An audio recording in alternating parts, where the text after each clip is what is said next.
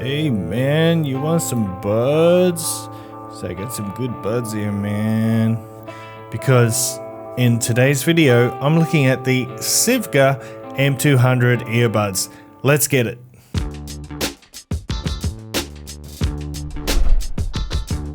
What's cracking, audio fans? It's David here from Prime Audio Reviews. This is the box for the Sivga M200 earbuds. So inside there is, you get a little carrying case, you get a little book, and you get some spare foam covers. So yes, and also, oh yeah, of course, you also get a shirt clip and a couple of silicone ear hooks, because you can wear these either cable down or over ear. So the M200 retails for between $49 and $59 depending on where you get it from. Let's have a look at them now. That's them there.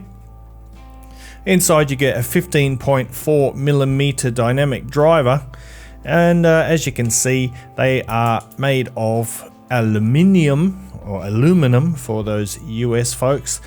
And yeah, pretty nice standard build. You got a stainless steel cover on the front there, a little bit of a plastic rim going on, and as you can see, we have fixed cable, so non-detachable cable. You cannot remove that.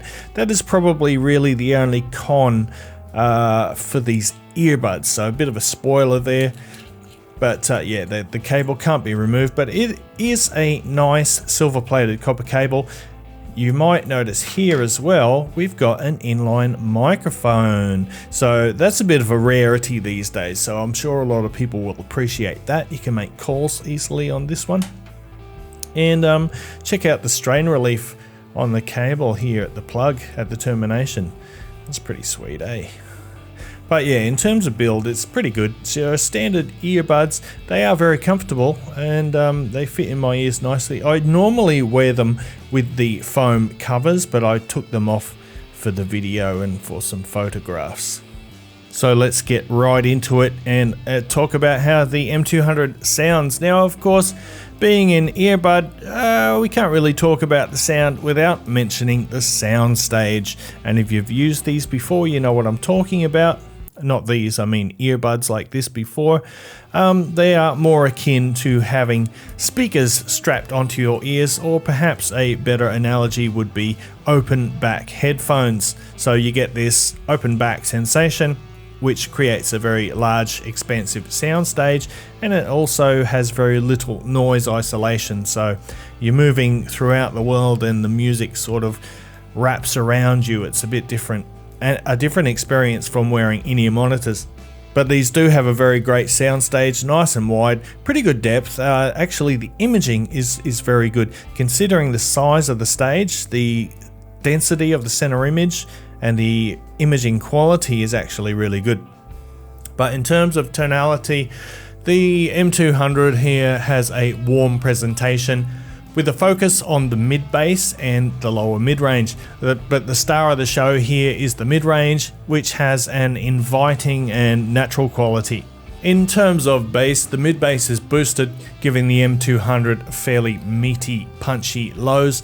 Meanwhile, the sub-bass is somewhat rolled off, which is pretty much the norm for earbuds like this, because you don't have a tight seal when you put them in your ears like you do with in-ear monitors.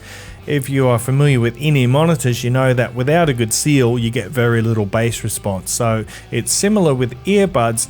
That sub bass is sort of hard to come by because you're not getting a seal. That is the reason that these things use such a large driver, 15.4mm, compared to in-ear monitors, which go from anywhere generally from 6mm up to like 12 or 13 maximum.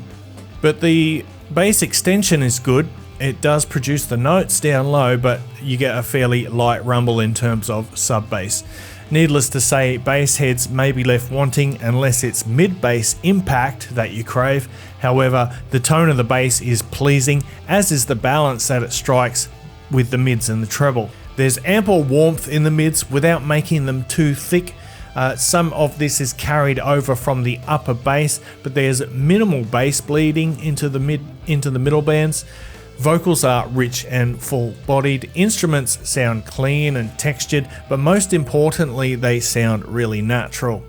Vocal and acoustic music is where the M200 performs its best, thanks to its excellent mid-range performance. But it does pretty well on all genres except for those that sort of rely on a lot of sub-bass notes. And then we've got the treble. The treble might seem unremarkable, but it plays a key role in forming the M200's organic timbre. It's never strident or sharp, but it brings clarity to the overall sound and it delivers ample detail retrieval as well. While it is never harsh, I never found it to be lacking in energy either. So I think the treble is tuned really nicely here, good amounts of detail, provides plenty of clarity to the mid-range, and the timbre is pretty much as good as you get in this price range. Right, so I'll do one quick comparison, and only one because I very rarely review earbuds, and this is the most recent one from memory. This is the Gunpon Apollo X collaboration, and this is like over $200 if memory serves me correctly, so definitely not even playing field in terms of price. You can see the different design there. This one also has a detachable MMCX cable, but in terms of the sound difference, I forgot to tell you the name. This is called the White Wizard. Okay, I don't know why they call it the White Wizard because it's kind of brown and blue. But yeah, the White Wizard, in terms of sound, it has a leaner tonality. It's not quite as warm, maybe not as musical, but it's a little bit more on the analytical side. It's not analytical in its tuning, but it leans further towards that way than the M200 does. It's a bit more resolving, it's a bit more detailed, but again, you know, we're talking about 4 times plus the price of this one, so it's not really an apples to apples comparison, but I thought I'd throw that in there. Anyway, to sum up, the Sivga M200, look, I really like these. They actually sound very, very good for the price. The only drawback, like I said, is that fixed cable, which is a bit unfortunate, but it you know, the quality of the cable is good strain relief everywhere, so as long as you're careful with them, I think they should last a good long time. They sound great, the build is great, you get a nice little case with them, you get plenty of foam covers, so for the price of $59, I think these are pretty great. Now, if you haven't tried this style of earbud before, I highly recommend that you do, and this would be a perfect place to start that journey. But I'm going to wrap it up there. Thanks for watching. If you like this video, give it a thumbs up, Parfam audiophile style. Check the description below because I've got links to my full written review, plus all my social media channels. Come and join us on Discord. Jump into the Patreon if you want to support the channel. If you're new to the channel and you want to see more reviews like this in the future, make sure you hit that subscribe button. And until next time, I'll see you later.